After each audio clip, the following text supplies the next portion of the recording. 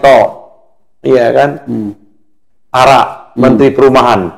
Apakah dia menterinya Prabowo atau dia mau jadi kepanjangan para oligarki? Nggak bisa membangun ini dengan ini kan membangun negara, ada sistemnya. Kalau memang ada para konglomerat yang bagian dari Menteri Perumahan ini, atau kawannya, konconya, masukkan dulu ke negara. Jadi pendapatan negara, baru setelah itu kita bernegara ini. Tertib bernegara itu harus juga diatur. Kalau dibangun-bangun langsung, kan nggak tahu pertanggungjawabannya gimana.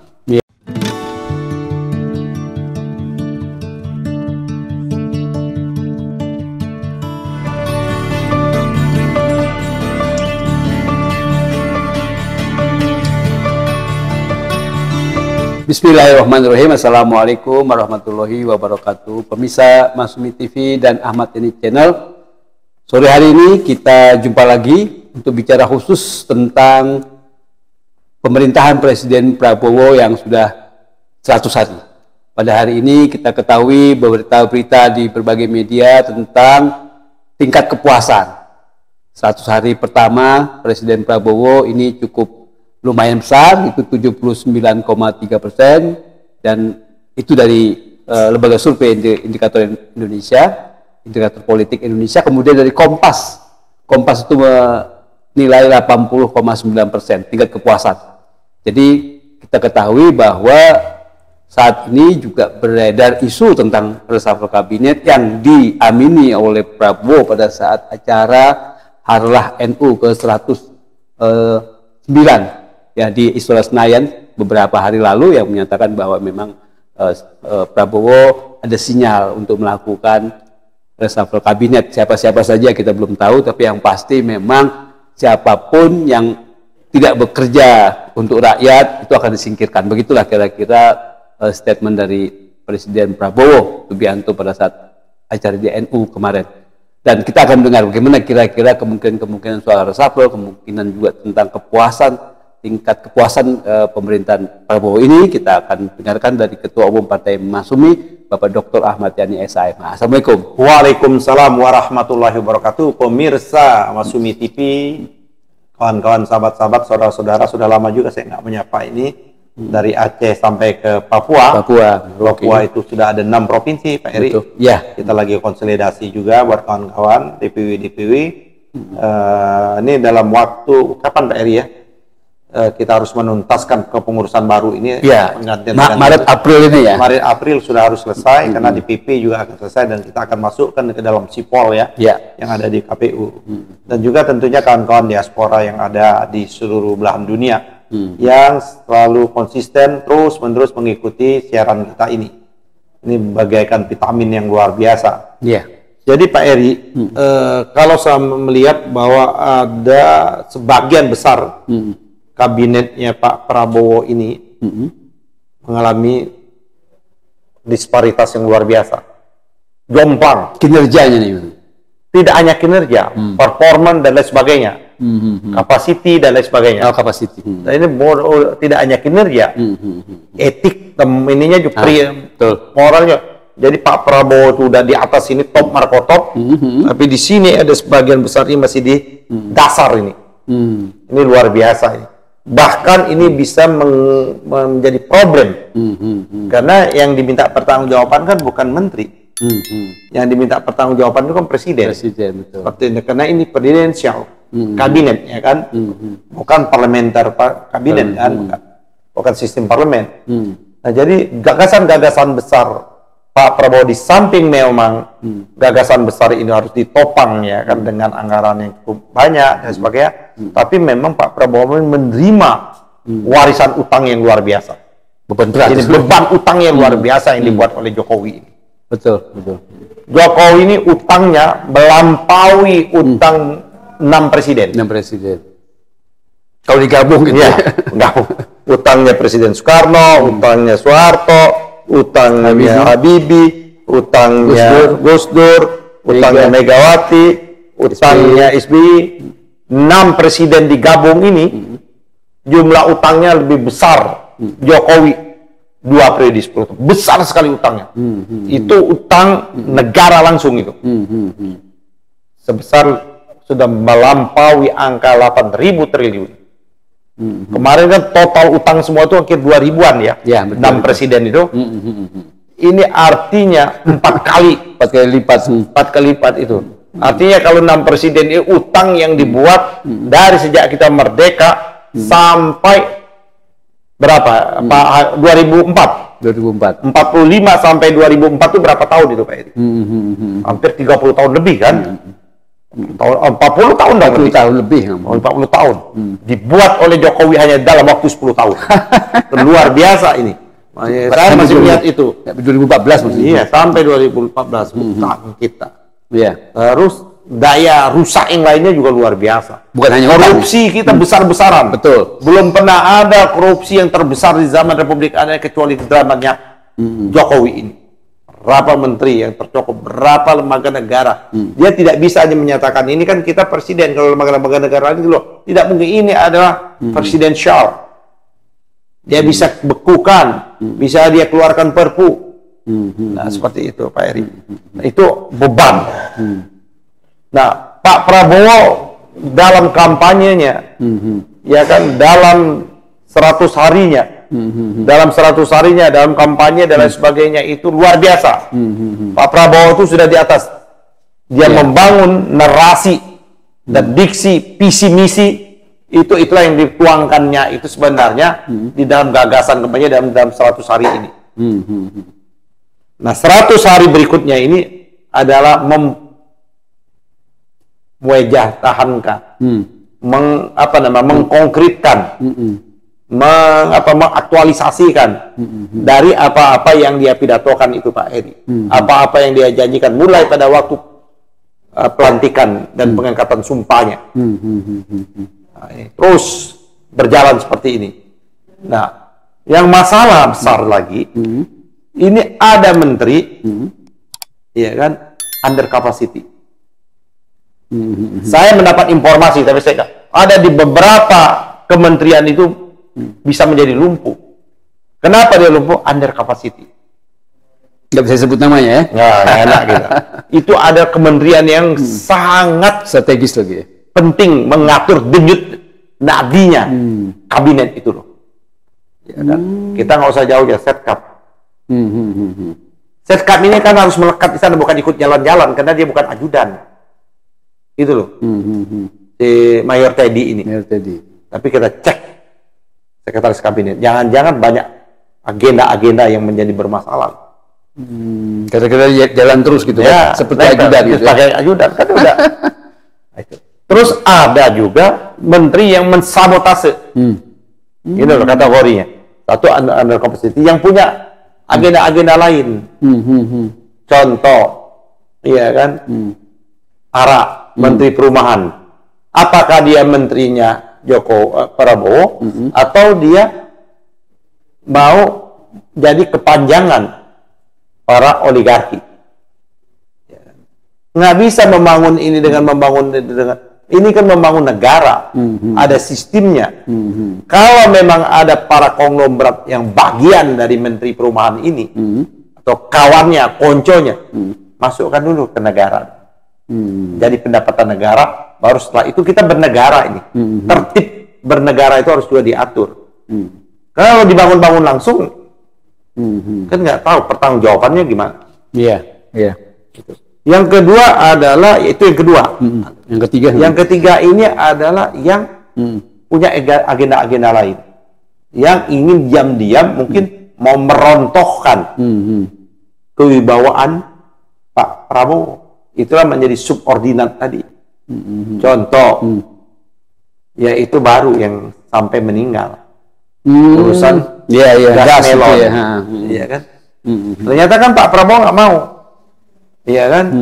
Dan dia mencatut nama Pak Prabowo. Ternyata dibantah. Ya kan, dibantah. Itu ya? Ya, dia mengatakan ini keinginannya Pak Prabowo. Oh, ternyata tidak ya? Ternyata kan sudah dibantah. Seperti itu. Nah, itulah menurut saya puncak lagi ini. Jangan lupa nih kawan-kawan ya, yang mereka ada di kabinet ini, stylenya Pak Prabowo itulah dia sampaikan kemarin di dalam rangka ulang tahun atau apa NU. Iya, Arlah NU. Arlah NU. Dan Rakor Rapim TNI dan Polri. Rakornas ya? Iya. Bahkan banyak yang tidak bekerja. Yang tidak bekerja untuk rakyat. Artinya yang tidak sama dengan visi dan misinya.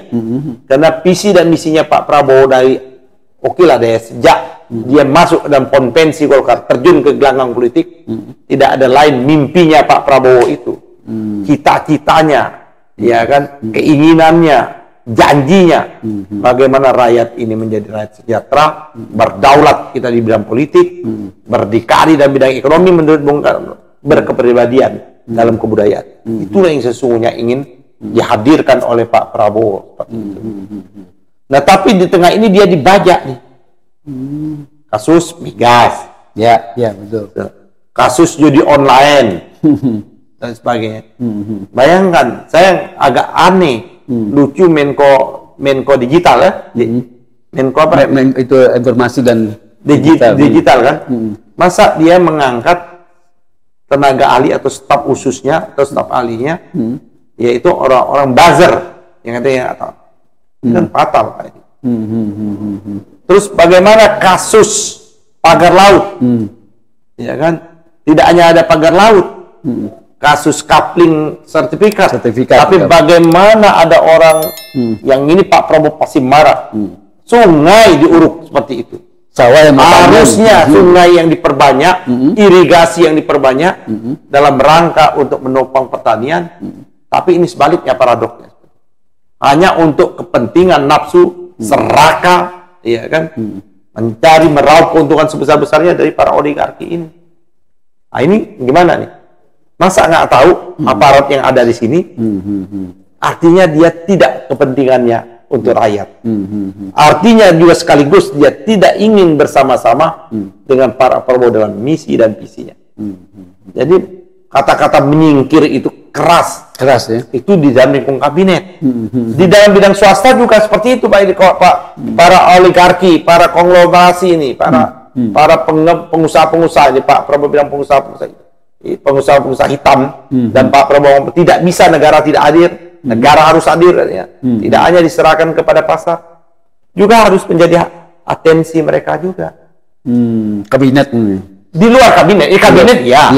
Tadi kabinet ya. Di luar itu juga harus ya. Tidak boleh ada orang mencari keuntungan, bekerja, berbisnis, berusaha, mencari keuntungan sebesar-besarnya tapi rakyat sengsara.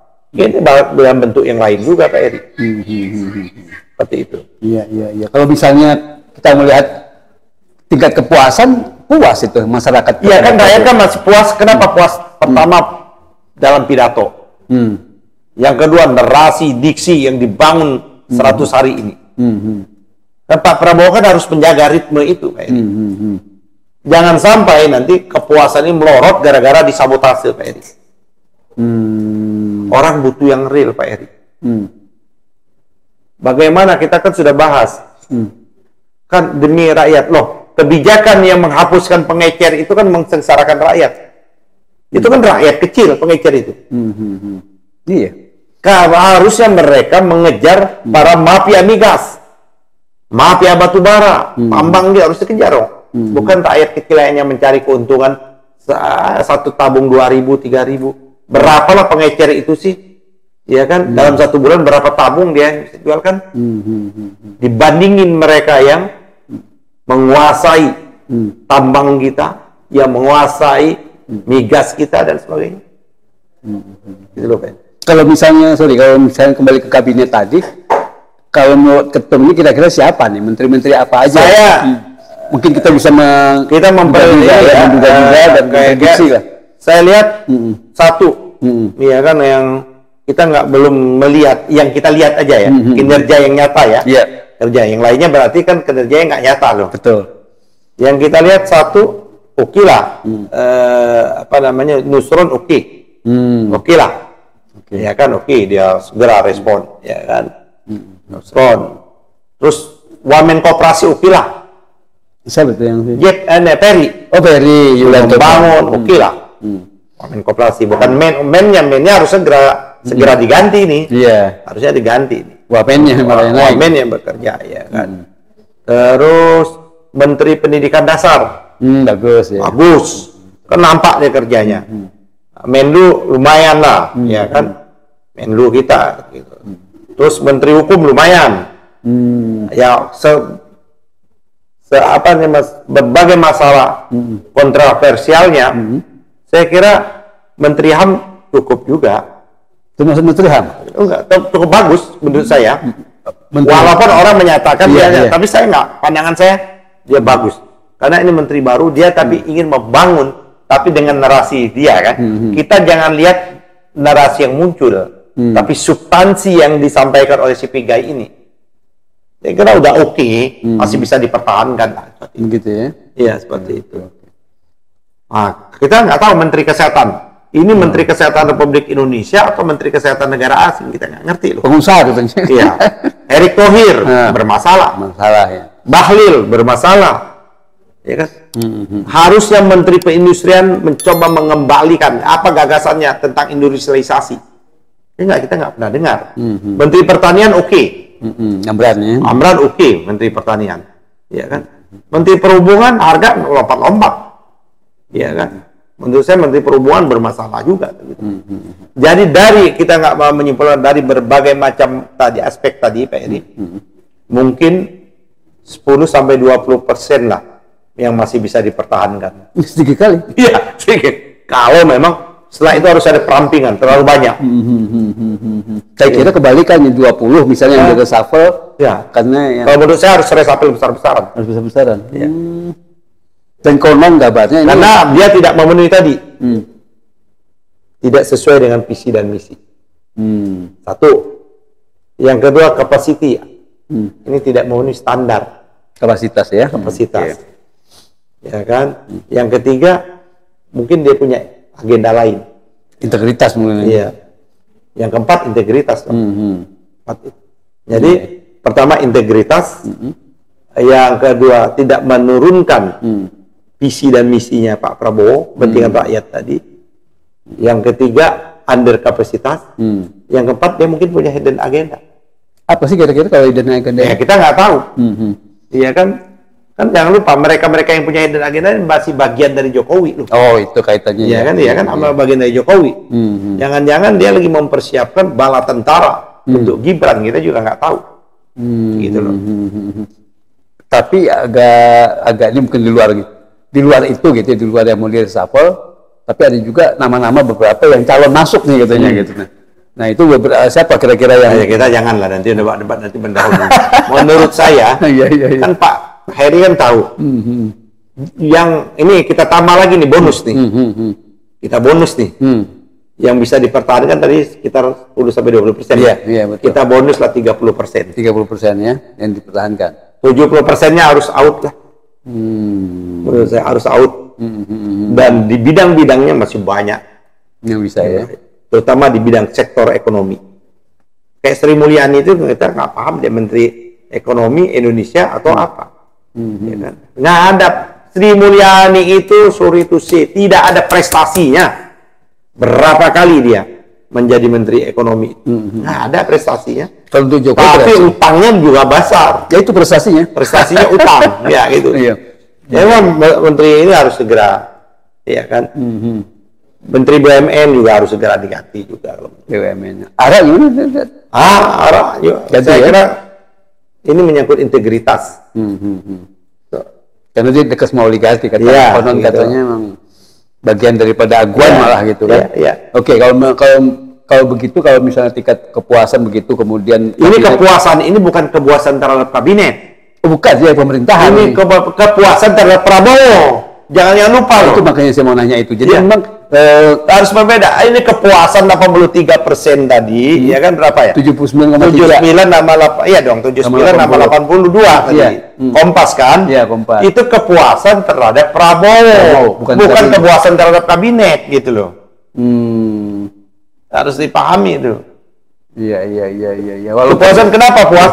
Mereka puas dengan penampilannya Pak Prabowo. Mereka puas karena kita ternyata hadir di dunia internasional. Pak Prabowo hebat luar biasa, aku menikmati. Pak Prabowo langsung menghentikan ya kan hal-hal ya kan, yang menghentikan yang program untuk kembali lagi ke gas 3 meter boleh pengecer kan Pak Prabowo. Harusnya itu dilakukan Menteri SDM. Gitu loh. Artinya dia sudah mengambil tindakan yang sudah diluruskan oleh Pak Presiden. Arti tindakannya itu keliru. Tidak hanya keliru, mencatut nama Presiden. Berarti etika dan moralnya rendah dong. Betul. Menteri Kesehatan kan bermasalah dari dulu. Menteri BUMN kita. Makanya kenapa Pak Prabowo mau menggagas yang Danantara tadi yang pernah kita bahas? Iya, Danantara. Karena ini ada persoalan di BUMN. Dia peng-peng kan, gitu loh. Iya. Bahkan seharusnya tidak hanya di reshuffle, mungkin diusut berbagai macam kebijakan-kebijakan dia. Kan saya pernah dulu pada waktu itu dia harus dipaksa menjual anak perusahaan Krakatau Steel. Pada waktu itu banyak masalah kalau kita mau bongkar. Seperti itu. Iya. Kalau apa namanya kabinet. Terus Menteri Perhubungan, bagaimana perhubungan kita, armada kita, Garuda kita dikuasai armada ini dikuasai oleh penerbangan swasta yang suka-sukanya yang menentukan harga suka-sukanya meng-cancel penerbangan. Saya ini korban berkali-kali korban. Iya. Naik. Makanya, cuman kita nggak punya pilihan. Kalau kita mau berangkat ke Indonesia Timur itu, Garuda itu sangat sedikit penerbangan. Itu dikuasai oleh yang namanya Batik Group. Layan itu ya. Saya pernah ngalamin ini. Saya belum sempat aja memberikan somasi. Mungkin satu saat sama saya gugat. Bagaimana saya beli tiket Jakarta, ya kan Sorong Manokwari untuk naik Batik, tapi di tengah jalan diganti dengan Lion, nggak ada di balik uang saya, kan beda tiket Batik sama Lion seperti itu. Walaupun satu grup ya. Wah, iya, gitu loh. Tapi saya belum ini saya ngalamin, saya tanggal berapa masih ada itu, saya ribut pada waktu itu. Tapi belum ada ini, nanti waktu saya somasi itu. Mas, tapi itu kalau kaitan dari kabinet tadi, kabinet yang udah jelas ya struktur bagaimana organisasinya gitu. Ini tiba-tiba wakil ketua DPR Dasko gitu kan langsung mengklirkan urusan kabinet, betulnya kan urusan SDM kan urusan Bahlil kan dia kabinet. Itu artinya dapur presiden jebol. Kenapa sampai Pak Dasko bicara? Harusnya Pak Dasko kan nggak bicara. Tapi di sini nggak pernah bicara. Harusnya yang di sini bicara, eksekutif bicara, tapi eksekutif nggak bicara, terpaksa ini kan. Bicara. Ini istilahnya kalau ini adalah payung. Terjun payung itu apa ini? Parasutnya. Darurat. Dia bicara. Harusnya di sini dong bicara. Ini menunjukkan tata kelola kementerian menjadi semeraut. Kenapa tata kelola kementerian? Karena fungsi Seskap tidak berjalan. Gitu loh. Betul. Kenapa Seskap tidak berjalan? Karena dia menjadi ajudan. Bukan dia harus mengatur itu. Di mana-mana. Coba kita tunjukkan Pak Eri. Sejak zaman Bung Karno, Pak Harto, Habibie, Gus Dur, Megawati SBY, Seskap menempel melekat terus bagaikan 24 jam itu.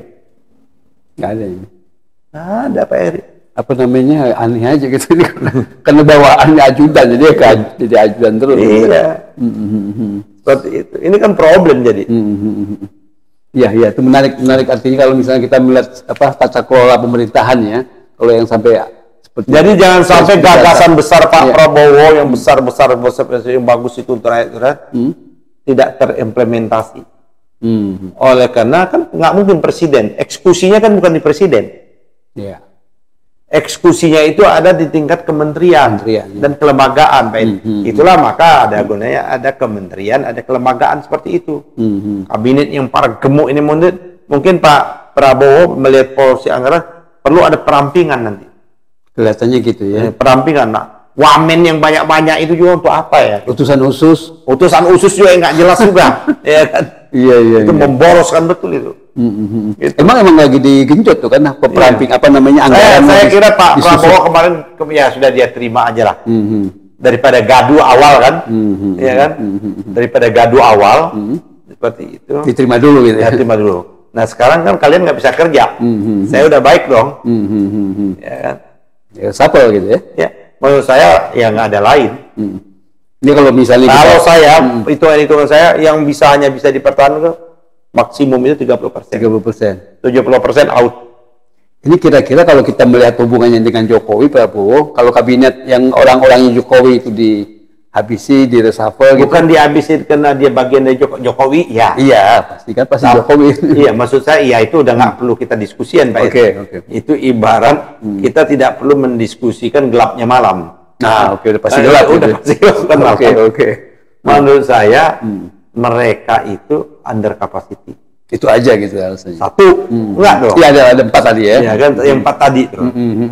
Artinya bukan karena Jokowinya gitu ya? Bukan karena Jokowi. Jokowi ya udah nggak perlu kita diskusi, memang dia bagian itu, gitu loh.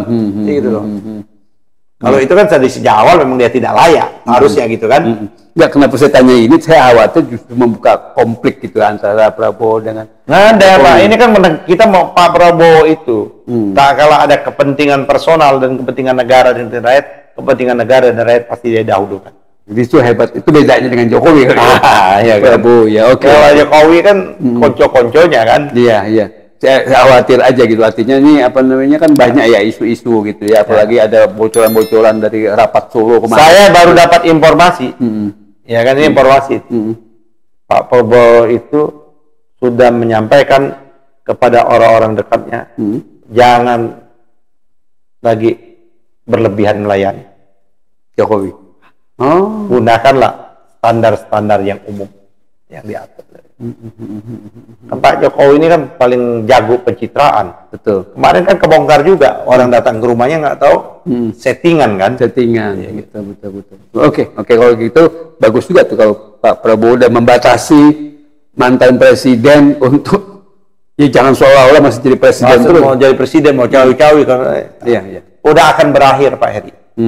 Jadi Pak Prabowo ini memang dia kemarin kenapa belum mengambil langkah, mengambil tindakan? Karena ini masih dalam meletakkan, istilahnya meletakkan roadmap-nya, meletakkan jalur yang mau dibangun jalannya ini. Jadi gagasan, ya kan, diturunkan dalam visi dan misinya itu, diletakkan. Nah, ini 100 hari dia lagi, makanya dibilang yang tidak paham dengan saya, yang tidak sama dengan saya menyingkir, karena dia sudah mulai berjalan. Ibaratnya kalau kereta Pak Eri, ini kereta waktu kita mahasiswa dulu, kalau kita mau ke Jogja kan ada lamsam tuh, jalan pelan, kita masih bisa lompat itu, ya kan?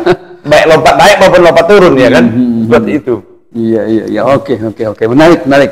Pemirsa Masyumi TV dan Ahmad Yani Channel, kita udah dengarkan tadi bagaimana analisis dari Pak Ketum ini tentang pemerintahan Prabowo Subianto dengan kabinetnya, yang juga tingkat kepuasan ya kepada Presiden Prabowo, bukan. Jadi harusnya bukan kepada kabinetnya, bukan kepada kabinet ya.